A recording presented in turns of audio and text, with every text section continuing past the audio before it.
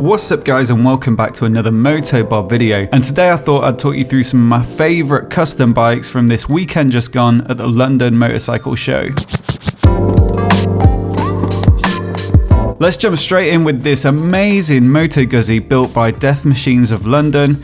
They're a custom shop based pretty close to the Excel Centre, I believe, in North Greenwich, and you may have already seen this bike because it's been getting a lot of coverage both on Instagram but in the motorcycling press as well recently, and even beyond that as well. I've seen it on websites like GQ. And it's really easy to see why when you see this bike in the flesh. There's just such a great amount of detail and custom fabrication that's gone into it. For people like me who want to customize their own bike, you might buy parts from lots of different manufacturers and bolt them on and end up with something that looks good but maybe a little bit incoherent, whereas everything on this bike seems to be fabricated in-house, and it really kind of pays off when you step back and look at the whole thing. It looks so sleek and together and complete. It's really the real deal, a professional job. There's a great video on the Bike Shed's YouTube channel where the guys from Death Machines of London talk you through the build in so much more detail than I can give you, so I'm going to link to that in the description below, and it's really worth a watch.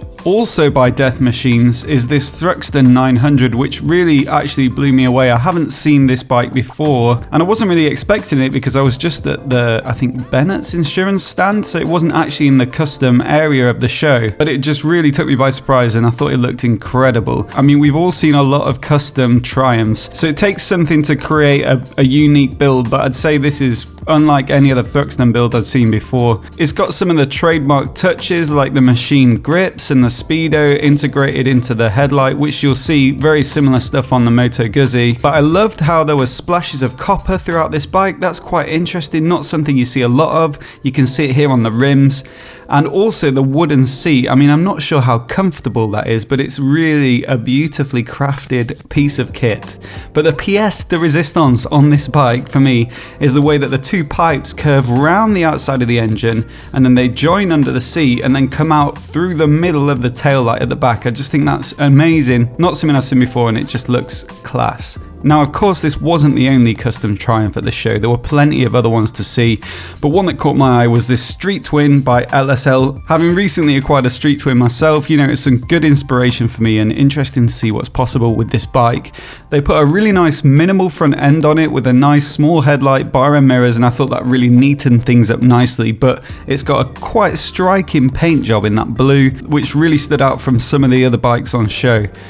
The wrapped header pipes, black exhaust look nice, tracker style tyres as well on the bike. I think they suit it pretty well. And also it looks like the original seat to me, but recovered in brown leather. So as I say, a lot of inspiration for me there, and overall I really like this build.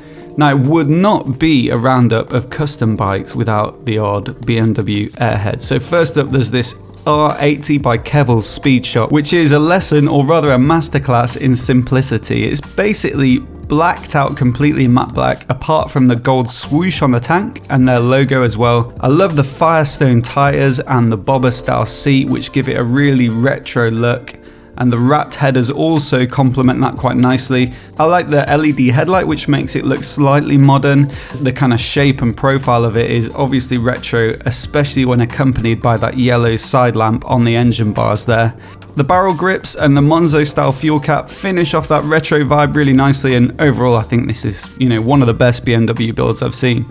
And then another Airhead here from Siderock Cycles, this one altogether more off-roady or a bit scrambler style. You can see with the trail tyres here and the brush front mudguard, and there's lots of nice little touches on here. The Motone switches, the wrapped leather grips, and of course the subframe cut, looped, and then a nice minimal seat on there. But the one thing that really stood out on this build for me was the retro looking surf green tank. It's just a lovely colour that sets the whole thing off, so it's really nicely done. Now, moving on from BMWs to something to me that looks like it was influenced by BMW is this bike called the Jukebox Racer from Wars Harley Davidson. That's a big dealer located here in London. And this paint job must be inspired by the BMW R90S. That's the old school kind of sporty looking Airhead, and it's almost exactly the same. Google images it if you haven't seen it, but it's almost exactly the same. And who would have thought that that kind of paint job with a cafe racer style would have worked on a Harley? But I think overall it looks great. The upside down forks make it a bit more chunky, and those Brembos are probably going to stop this bike quicker than your average Harley. I love these custom pipes that sweep round and flare up at the end. They look like they're built in just one piece. Lovely kind of metal machine grips and foot pegs that match. And the stitching, that quilted stitching on the seat is really nicely finished. But the one thing that sets it apart from other Harley builds has got to be that fairing, that Cafe Racer Dolphin No style fairing, which looks absolutely great.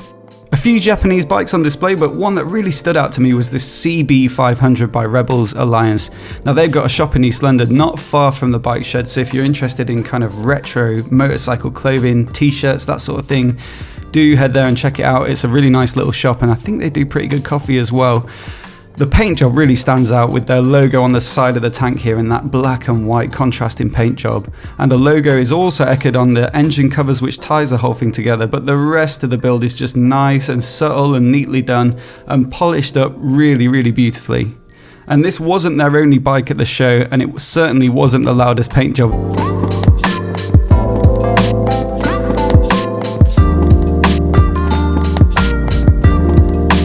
Now this one's a bit of a bonus because it's not strictly a custom bike, as this is how it comes from the factory, but I had to include the CCM Barber, which was located on the fringe of the custom area of the show.